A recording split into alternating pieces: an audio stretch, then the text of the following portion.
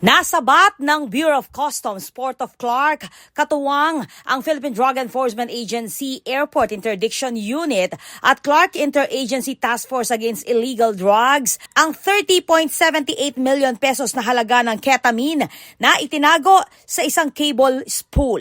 Nagmula ang shipment sa Netherlands at idineklarang solar cables patungong Pasig City. Umabot sa 6,156 na gramo ng illegal na droga ang nadiskubre matapos magpositibo sa K9 inspection at sumailalim sa full physical check-up. Ayon kay Customs Commissioner Ariel Nepomuceno, bawat nasasabat na droga ay katumbas ng mga buhay na napoprotektahan. Samantala, iginiit ni District Collector Jairus Reyes ang patuloy na pagpapalakas ng anti-smuggling capabilities laban sa mas advanced na modus ng mga sindikato.